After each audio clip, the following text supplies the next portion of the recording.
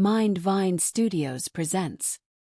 Have you ever noticed that voice, that incessant mental chatter that never seems to stop? Oh, yeah. The one that's always got something to say, whether you're trying to remember a name or you're walking down the street and it's narrating every single thing you see. Look at that dog. It's a Labrador. Hey, there's another dog in that car. Uh-huh. Exactly. We all have it, but have you ever truly paused to consider its origins or its purpose or just why it engages in this endless dialogue? It's a really deep question, actually, and one that, most people probably don't stop to ponder much. Right. Yet, it sits at the very core of our being. Yeah. So today, we're embarking on a deep dive into, the nature of the self, the mind, consciousness. And hopefully the path to some real inner freedom and happiness. That's the goal. Absolutely. And our guide for this deep dive isn't like a traditional psychology textbook or some ancient philosophy you have to decode. No, not this time. Our material for today's exploration is drawn directly from the profound insights found in Michael A. Singer's The Untethered Soul, which you, our listener, brought to our attention. So thanks for that. Yeah, and what's fascinating here is that The Untethered Soul suggests that you, the listener, have actually been collecting the data on this subject every single moment of your life. So our mission today is really to use this material to uncover some surprising truths about our inner world and figure out how to live a life, untethered from struggle. Right, untethered. I like that. We want to give you a powerful framework for understanding your inner workings and maybe empower you to live with greater peace and joy. Okay, so let's unpack this. The Untethered Soul really kicks off by highlighting this incessant mental dialogue we just mentioned.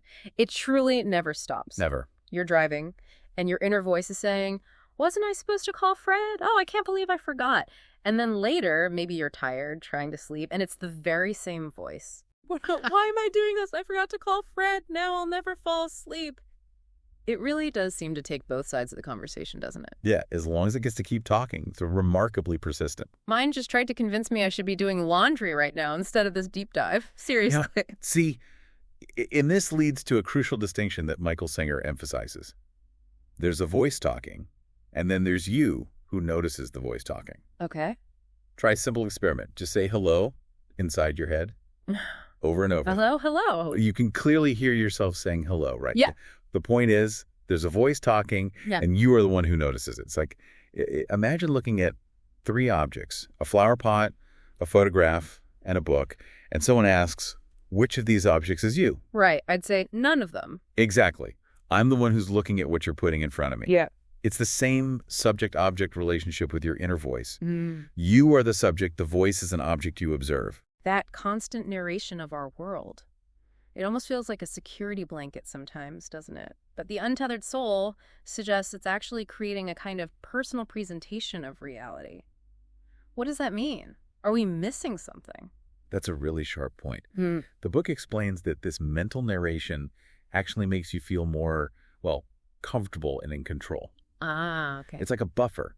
It integrates external experiences with your own value system, your history.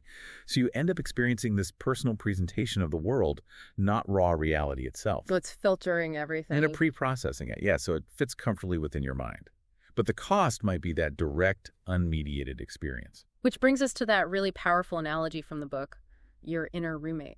Ah, yes, the roommate. This part of you that's just never content, always finding a problem. I mean, think about it. When was the last time you truly had nothing bothering you? Good question. Before your current problem, there was another one, right? And if you try to just sit in solitude and silence, your roommate will inevitably pipe up. Why am I doing this? This is a waste of time. Exactly. It truly can ruin anything your wedding day. Just watching TV with its constant, often contradictory chatter.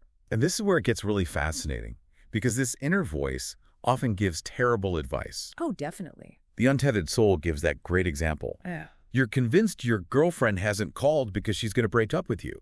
Your inner voice is going, she doesn't care for you anymore. I can feel it coming. Total panic mode. You suffer for like 30 minutes, maybe more, only for her to call late because she was planning a surprise anniversary dinner. Been there. Maybe not exactly that, but yeah. The voice was completely wrong. Totally wrong. It's so relatable. But if it's so consistently wrong, why do we, as supposedly rational beings, keep giving it so much weight? What's stopping us from like, firing this advisor? That is the crucial question, isn't it? Yeah. Singer asks, if you hired an external advisor who gave you such terrible, anxiety-inducing advice, wouldn't you fire them? Instantly. Of course. Yet we keep listening to this inner roommate even when it's repeatedly wrong. We never hold it responsible for the trouble it causes, and we're just all ears the next time it speaks up. It's like we're conditioned to trust it, even against evidence. We are. Absolutely. It seems almost irrational when you lay it out like that. So what kind of burden are we putting on our minds by asking them to, control external situations just to avoid inner pain? Stuff like, I want everyone to like me, or I don't want anything to happen that I don't like. Well, according to the Untethered Soul, this is basically an impossible task. Right. And it's what breaks the psyche. It leads to this underlying fear and just incessant neurotic thought. We've essentially mistreated our minds by giving them this completely incomprehensible responsibility. Like asking them to manage the whole universe for us. Exactly. Just so that we never feel uncomfortable inside, it's bound to fail. Okay, so we've sort of mapped out this turbulent inner landscape, the mind's chatter, the roommate. Now let's turn towards, a deeper truth. Traditional psychology, like Freud's id, ego, superego, tries to define the self, but Singer suggests it's way more elusive than that. Yeah, he takes a different approach. Yeah. Instead of defining the self academically, the book points directly to your experience. How so? It highlights the unchanging you who observes life's constant changes. Think about it. The you who was, say, 4 feet 6 inches tall, playing Dorothy in the 5th grade play, Okay, maybe not Dorothy, but yeah. is the same you who now sees an adult body in the mirror. It's the same you who watches your dreams at night. This you is the constant. It's the continuous conscious awareness of being. That continuity, that really makes sense when you put it that way. But how does this connect to pure awareness? If our existence isn't actually dependent on thinking, what exactly is this consciousness that the book calls the highest word? Right. This you, this observer, is pure awareness. That's what Singer defines as consciousness, calling it the highest word you'll ever utter. And your existence isn't dependent on thinking. How can we know that for sure? Well, think about deep meditation. Your thoughts can completely stop, right? Yet your presence of being, your awareness, it remains. You're simply aware of no thoughts. Okay, yeah, I've touched on that state. That proves your existence isn't reliant on the constant mental chatter. It's a state of simply being, pure awareness. But consciousness also has this ability to focus, which, as the book points out, can be a kind of trap. Definitely. It can get so absorbed in an external object, like watching TV, that you completely forget where you're sitting or what else is happening around you, or you get so lost in thought that you're not even aware you're reading anymore. How do we reclaim that core awareness? The key is reclaiming your seat. That's the term Singer uses. Your seat. Yeah, the seat of consciousness. It's that place back in here somewhere from which you're aware of everything, events, thoughts, emotions. The simple say hello inside experiment helps again here. Just notice that you are aware of that thought, that awareness is your center, your seat of centered consciousness. So it's about noticing the noticing. In a way, yes. When you're fully seated in witness consciousness, you are aware that you are the one watching all of life unfold, rather than being lost within it. Okay. So if we're always carrying this profound inner awareness, and that's our true nature, why do we often feel so, drained or blocked? Right. Seems contradictory. The Untethered Soul talks about this phenomenal amount of energy available within us, totally distinct from, calories or sleep. Yeah, it illustrates this so beautifully with that anecdote about the breakup. Oh, the breakup story, yeah. Where the person is completely drained, hardly able to get out of bed for months, utterly depleted. But then the ex-girlfriend calls, expressing deep regret, wanting to reconcile. And suddenly, bam! Exactly. Almost instantaneously, they're filled with enough energy to jump out of bed, clean their entire apartment, go out all night. They're described as a bundle of light. It shows that the energy was always there. It just wasn't flowing. Something was blocking it. That's absolutely fascinating how that energy just appeared. But if it's always available, why do we so often feel its absence? What is blocking this incredible flow? Michael Singer explains we block it by closing our heart, by pulling ourselves into this sort of restrictive inner space. Closing the heart, like emotionally shutting down. Pretty much. The heart is described as an energy center, a chakra in some traditions, that can literally open or close. We've all felt this, right? Yeah, I think so. You feel open and loving with someone, and then maybe they do something you dislike, and you feel that tightness in your chest. Oh, yeah, that physical sensation. That tightness is your heart closing, restricting the flow of this vital energy. And this brings us to that concept, samskaras. Is that right? Yeah, samskaras. It's a concept from many ancient spiritual traditions. Think of them as energetic imprints or unresolved patterns from past experiences, stuff that got stuck inside us because we resisted it at the time. Stuck energy, like a blockage. Exactly. Imagine a wound that never quite healed properly. It's still sensitive, still reactive, long after the initial injury. Or think of a pebble dropped in a pond. The ripples usually fade out. Right. But what if a ripple somehow got stuck, looping back on itself endlessly? That's sort of what happens when an experience isn't fully processed. Its energetic imprint gets trapped, cycling within you. Wow. And these influence our present reactions. Absolutely. Every impression that didn't fully process from childhood onwards is stored there. And here's the kicker, right? Current sensory inputs, something you see, hear, smell, can stimulate these stored samskaras. Precisely. And that causes flashes of old thoughts, feelings, even smells from the original event to just rush into your consciousness, sometimes years later. Man, that explains a lot. This buildup, this incrustation, as the book calls it, restricts energy flow, which is why you can find yourself in a state like depression, where everything just appears negative or gray. The energy isn't moving freely. Okay, so this leads us to what feels like a really fundamental choice presented in the Untethered Soul. Do you try to change the world so it doesn't disturb your stored samskaras, your baggage, or do you go through the process of inner purification? That's the choice. And true spiritual growth, as Singer emphasizes, Yeah. comes from doing the exact opposite of what we usually do, which is protecting our weak ego. What do you mean, opposite? Well, think about how much energy we spend worrying about, say, blemishes before a date, or a tiny scratch on a new car. Society kind of normalizes this hypersensitivity. Yeah, it does. But Singer argues this only hides our inner problems. It doesn't solve them. The path to freedom involves not protecting those sensitive spots, but letting life touch them so they can heal and release. So this liberation you mentioned earlier, what does it actually feel like to not protect your psyche? It sounds, I don't know, vulnerable, maybe too simple? It is profound, though maybe simple in concept. It's not about ignoring problems or becoming callous. It's about fundamentally changing your relationship to them. Imagine the sheer mental space, the energy. That opens up when you're not constantly bracing for impact. When every event, pleasant or unpleasant, can simply be without hijacking your inner peace. Less internal drama. Exactly. Michael Singer describes it as walking through the world without a problem on your mind, just having fun, enjoying whatever happens next. You get rid of that scared part of you so you don't ever have to worry about getting hurt or disturbed internally. So you're free to actually experience life instead of constantly dodging psychological pain. That's the essence of it. You're participating fully rather than defending constantly. Okay, but what happens if you don't let go? When these blockages, these samskaras, get triggered? The book talks about the anatomy of falling.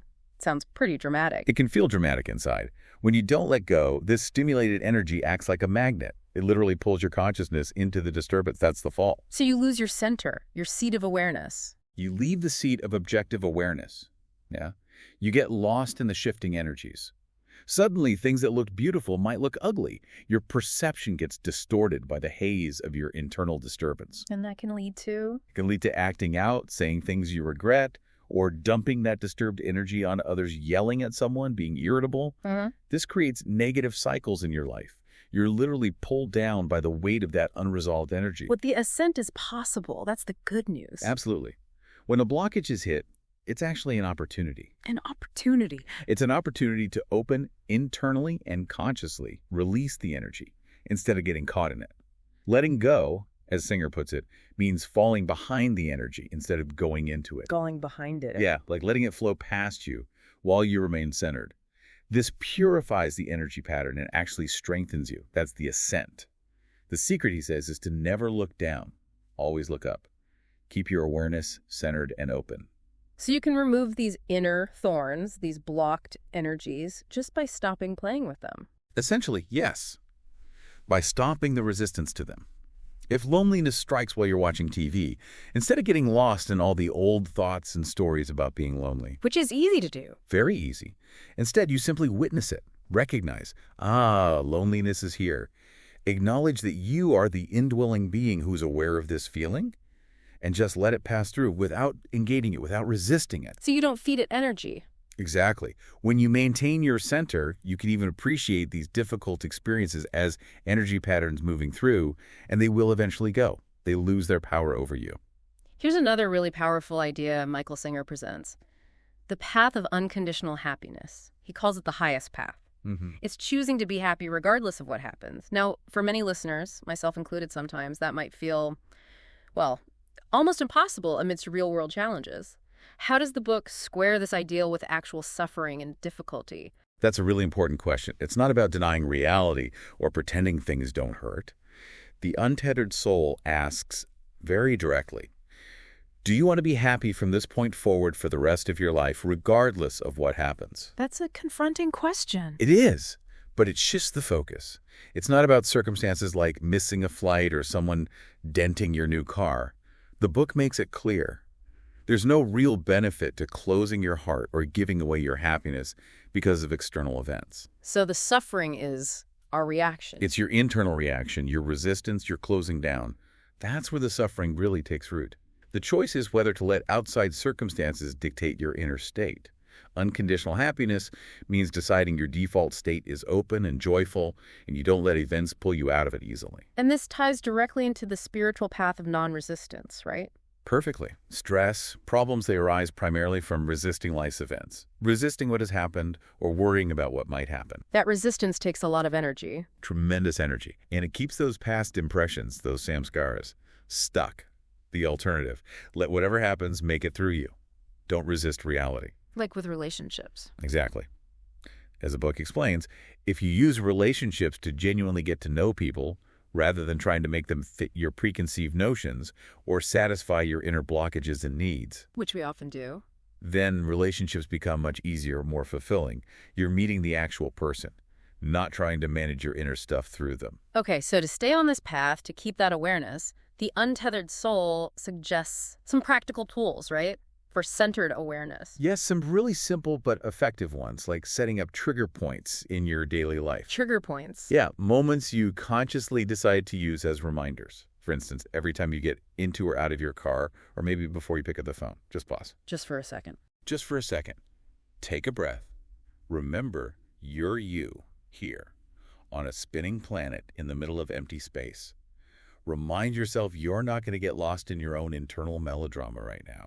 Just let go of whatever's buzzing around inside and be present. Little resets throughout the day. Exactly. They bring you back to your seat. I like that. And Singer also uses that analogy. The dog with the electronic collar. Ah, yes. The invisible cage. Explain that one. How does our comfort zone create this cage? Well, the dog learns where the boundary is because it gets a shock if it goes too far, right? So it stays within this limited area.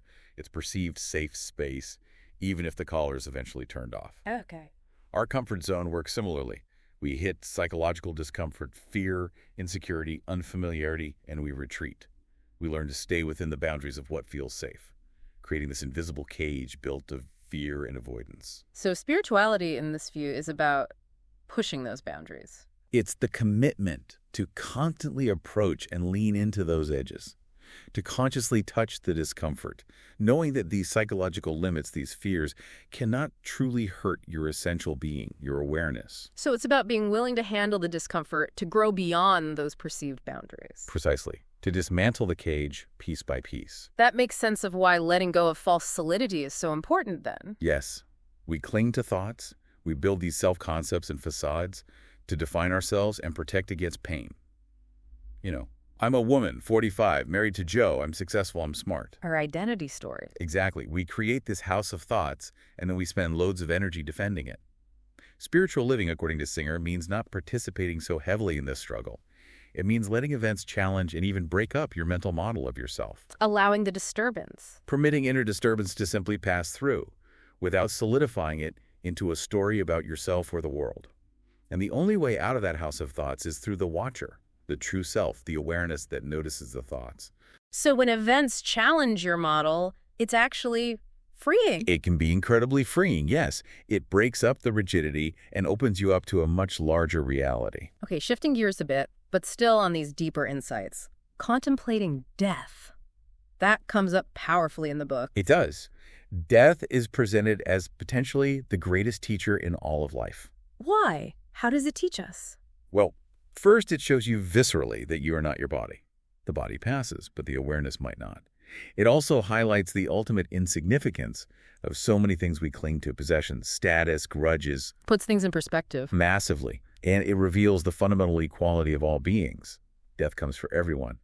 But the most powerful question Singer poses, borrowing from other traditions, is, if you knew you had only a week to live, how would your priorities change? Wow. What are you doing with the rest of your time now? Are you living fully? Death reminds us that the depth of experience matters far more than just accumulating more time. That's heavy, but really clarifying. Okay, another profound insight Singer discusses is the ancient wisdom of the Tao Te Ching, the idea of the way being in the middle. The middle way, yes. He uses a pendulum analogy, right? How wasted energy goes into maintaining extremes. Exactly. Think of a chain smoker. They spend tremendous energy smoking, feeling guilty, wanting to smoke, and then they spend perhaps even more energy trying desperately to quit, fighting the urge, feeling deprived. All that energy is caught in the extremes of the pendulum swing. Right, back and forth, back and forth. When you leave the extremes alone, when you find that center point, all that energy becomes available. It brings balance, clarity. You're not fighting yourself anymore. He also uses a sailing analogy. Yeah, like finding the sweet spot with the sail. You're constantly adjusting, feeling the forces of the wind and water, keeping the boat balanced and moving forward efficiently. Not too loose, not too tight. So it's not passive, it's an active balancing? Very active, but it's a yielding, intelligent balancing. In the Tao, you don't necessarily see the exact path ahead clearly. It's like being blind, Singer says. You use your awareness like a cane, feeling for the edges, the extremes, but you don't go there. You stay in the middle, in the way. And that allows life to just unfold without resistance. That's the idea. You flow with it rather than fighting against it. And as you practice this, letting go, staying centered, finding the middle way, the book suggests you naturally drift upward. Yes, upward from the lower vibrations of negativity, anger, fear, jealousy, into a state of love, openness, light. It's described as the natural state of spirit. So it's not something you force, like I must be loving now. Not at all. It's more like as you release the heavy weights of resistance and negativity, you naturally float higher. It's an ascent that happens as you unburden yourself. This seems to lead towards that profound concept of individual consciousness at man, in some traditions merging into universal oneness, paramat man. Exactly. That's often seen as the pinnacle of the spiritual journey in these frameworks. It's described poetically, like a single drop of water merging back into the vast ocean. Or the biblical phrase, I and my Father are one. Precisely. It signifies a state where the sense of a separate individual I dissolves. There's no longer a sense of me experiencing love or light, but only ultimate expansiveness, a unity with all that is. And finally, rounding out these profound insights, our deep dive explores God, or the divine, as unconditional love. This challenges the common image of a judgmental God, doesn't it? Very much so. The perspective offered is that true, divine love sees only beauty, like a mother's unconditional love for her child, flaws and all, or how nature gives its gifts, the sun shines, the air is available, the rain falls on everyone and everything without judgment. So it's not about earning love or fearing punishment. Not in this view. This perspective aims to free you from guilt and fear, allowing your heart to open naturally to the divine, which is that unconditional love. And the book suggests this state of ecstasy is actually accessible. Yes, not necessarily as a fleeting emotion, but as a deep underlying state. When you begin to touch this inherent joy, this peace that underlies everything, Singer suggests you are knowing God's nature directly. It's like the quiet hum of existence. A beautiful way to put it. Always there beneath the surface noise, waiting to be felt. And when you're rooted in that, nothing external can truly upset you. Everything appears as part of this beautiful, intricate dance of creation unfolding. Wow. Okay. So we've taken quite a journey today, a real deep dive into understanding the true nature of yourself, the inner workings of your mind, that chatty roommate. Definitely covered some ground there. And explored the path towards living a life of more freedom and happiness by releasing resistance and embracing conscious awareness, all guided by these insights from Michael Singer's The Untethered Soul. It really offers a compelling framework for looking within. It does. So maybe we can leave our listeners with one final provocative thought to ponder. If the ultimate source of all being is, as these traditions suggest, eternal conscious bliss.